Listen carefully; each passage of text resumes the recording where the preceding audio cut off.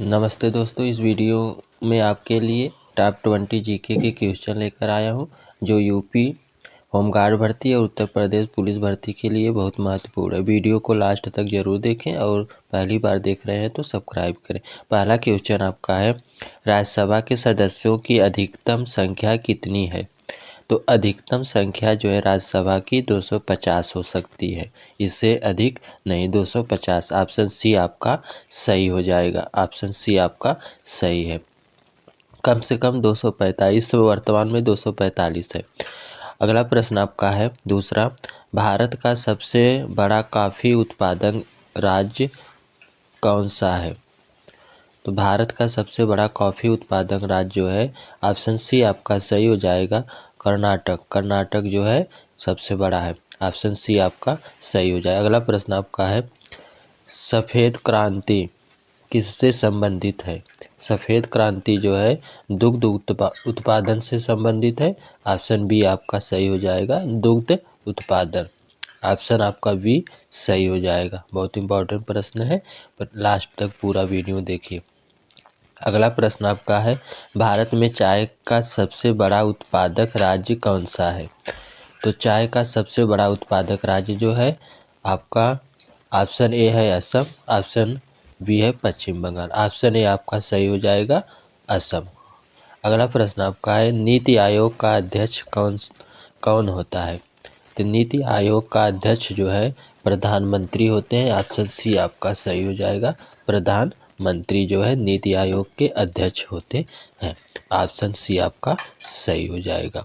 बहुत इंपॉर्टेंट प्रश्न, परीक्षा में आए हुए प्रश्न है। अगला प्रश्न आपका है, भारत का सबसे बड़ा नदी द्वीप कौन सा है? तो भारत का सबसे बड़ा नदी द्वीप जो है मजुली नदी द्वीप है। ऑप्शन ए आपका सही हो जाएगा, मजुली नदी द्वीप जो है भारत का सबसे बड़ा नदी द्वीप थे। अगला प्रश्न आपका है, पोखरण किस राज्य में स्थित है? तो पोखरण जो है किस राज्य में स्थित है? गुजरात में, राजस्थान में, महाराष्ट्र में, मध्य प्रदेश में। तो ऑप्शन बी आपका सही हो जाएगा, राजस्थान में जो है स्थित है। राजस्थान में स्थित है। ऑप्शन बी सही। अगला प्रश्न है, वैदिक काल की प्रमुख भाषा क्या थी? तो वैदिक काल की प्रमुख भाषा जो है आपकी पाली थी, प्राकृतिक थी, संस्कृत थी, तमिल थी। तो ऑप्शन सी सही हो जाएगा, संस्कृत थी। ऑप्शन सी आपका सही हो जाएगा। इम्पोर्टेंट प्रश्न है। अगला प्रश्न आपका है, जैन धर्म के संस्थापक कौन माने जाते हैं? तो जैन धर्म के संस्थापक जो है आपके, ऑप्शन ए सही हो जाएगा, ऋषभदेव। ऋषभदेव जो है माने जाते हैं। ऑप्शन ए आपका सही हो जाएगा।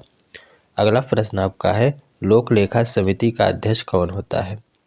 तो लोक लेखा समिति का अध्यक्ष जो है आपका, ऑप्शन सी सही हो जाएगा, विपक्ष का सदस्य। विपक्ष का जो सदस्य होता है उसका अध्यक्ष होता है। ऑप्शन सी आपका सही हो जाएगा। अगला प्रश्न आपका 11वां प्रश्न है, भारत का नियंत्रण एवं महालेखा परीक्षण कैग किसके द्वारा नियुक्ति होता है? तो किसके द्वारा नियुक्त किया जाता है? तो ऑप्शन बी आपका सही हो जाएगा, राष्ट्रपति के द्वारा जो है उसकी नियुक्ति की जाती है। ऑप्शन बी आपका सही हो जाएगा। अगला प्रश्न आपका है, भारतीय संविधान का कौन सा भाग मौलिक अधिकारों से संबंधित है? तो मौलिक अधिकारों से संबंधित भाग जो है, ऑप्शन बी आपका सही हो जाएगा, भाग 3 जो है। भाग 3 जो है भारतीय संविधान का मौलिक अधिकार से संबंधित है। ऑप्शन बी सही हो जाएगा।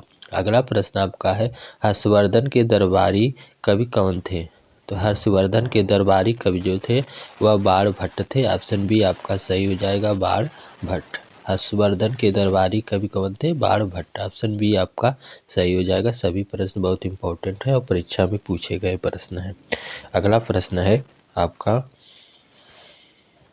अगला प्रश्न आपका, हर्षवर्धन के दरबारी कवि कौन थे? तो कालिदास, बाणभट्ट, अश्वघोष, भवभूति। तो ऑप्शन बी आपका सही हो जाएगा, बाण भट्ट जो थे वह हर्षवर्धन के दरबारी कवि थे। ऑप्शन अगला प्रश्न आपका है, समुद्रगुप्त की जानकारी किस अभिलेख से मिलती है? समुद्रगुप्त की जानकारी किस अभिलेख से मिलती है? तो ऑप्शन ए सही हो जाएगा, प्रयाग प्रशस्ति।